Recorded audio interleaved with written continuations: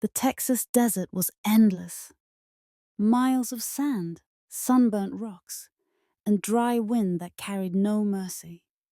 Heat waves shimmered on the horizon, bending the land into illusions. Ranger Jake Harper rode slowly on his bay horse, eyes scanning the barren expanse. At 45, Jake had seen it all.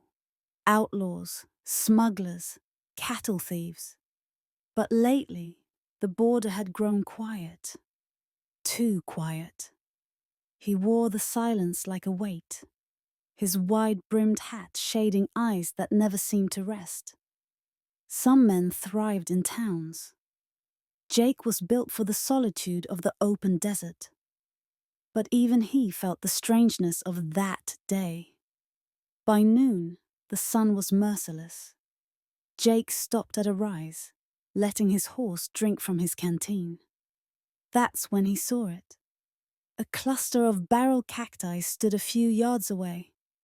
Nothing unusual, except for one.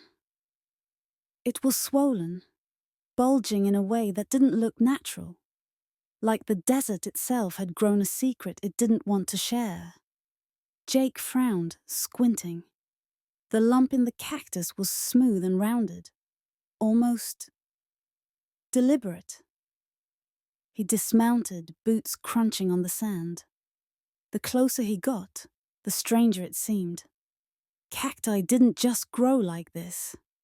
Jake placed a hand on the hot green skin. Solid. Too solid. A thought crept in. Something was inside. He remembered stories told around campfires, of smugglers who hid contraband in hollowed plants, of drifters who stashed gold where no one would look. Jake's instincts stirred. A ranger survived by trusting those instincts. He drew his hunting knife, the blade glinting in the sunlight. But he hesitated. Why here? Why this cactus? The desert wind shifted, carrying with it the faintest smell. Not sweet sap, not earth, something else. Something foul. Jake's jaw tightened.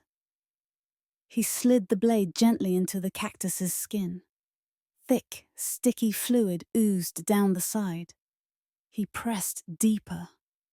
The lump resisted, then gave way with a sickening crack. Inside, something gleamed. Not gold, not stone, something pale. Jake's hand trembled as he widened the cut. The cactus split open, and there, wedged inside the swollen flesh, was the unmistakable curve of a human bone. He staggered back, breath short. The desert, once empty, now felt like it was holding its breath with him. Whose bone was it? How had it gotten there? And why had the desert tried to bury it alive? Jake wiped his knife, heart pounding. This wasn't just a curiosity. This was a message. Because tied to the bone with a strip of rotting cloth was something else. Something that made his blood run cold. A ranger's badge. Jake Harper stared at the cactus, his throat dry as dust. The bone was real. The cloth was real. And the tarnished metal badge. There was no mistaking it. It was the 5-point star of the Texas Rangers. But it wasn't his, it belonged to another man. Jake's pulse quickened. He knew the number etched faintly on the back. Badge 219. That badge had once belonged to Ranger Samuel Ortiz, a man who had vanished 12 years earlier on patrol near the Mexican border. Everyone thought Ortiz had been ambushed by smugglers, his body lost to the desert. But now, here he was, or what was left of him, sealed inside a cactus like some cursed relic. Jake mounted his horse fast, riding hard for town. He needed answers. He needed the sheriff. But when he arrived, dusty and exhausted, the sheriff's reaction chilled him. Sheriff Colton, a broad man with cold eyes, stared at the badge, then at Jake.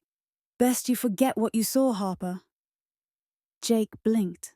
"Forget? A ranger's bones are rotting out there. Ortiz was one of ours." The sheriff's voice was flat. "Ortiz made mistakes. Got mixed up with the wrong people. His disappearance saved this county trouble. Leave it buried." Jake's gut tightened. This wasn't right. The sheriff knew more than he was saying. That night, Jake returned to the Cactus site, lantern in hand. He dug carefully, pulling out the rest of the remains. Among them, he found a leather pouch cracked with age. Inside was a folded piece of paper. Barely legible, but enough to read. "If you find this, the sheriff betrayed us. Don't trust him." Jake's blood froze. The next morning, whispers spread through town. Jake had been seen with Ortiz's badge, and Sheriff Colton's men were watching him like hawks. By sundown, Jake was cornered outside the saloon by 3 deputies. "Hand it over, Harper," one snarled. "You're poking your nose where it don't belong." Jake tightened his grip on the pouch. "It belongs to Ortiz. Not you. Not Colton." The men drew their guns. But Jake was faster. A single warning shot into the dirt, and the crowd scattered. Jake fled into the desert, the past of 12 years riding hard behind him. Days later, Jake returned. Not alone. He'd ridden south, found old allies of Ortiz across the border, men who still remembered him as an honest ranger. And when Jake walked back into town, he wasn't just carrying a pouch. He carried sworn testimony. The truth unraveled fast. Sheriff Colton had struck a deal with smugglers 12 years ago. Ortiz had discovered it and paid the price. They'd killed him, hidden his body inside the cactus, thinking the desert would erase the crime. But the desert hadn't erased it. It had kept the secret, waiting for Jake to uncover it. The sheriff was stripped of his badge and dragged away in chains.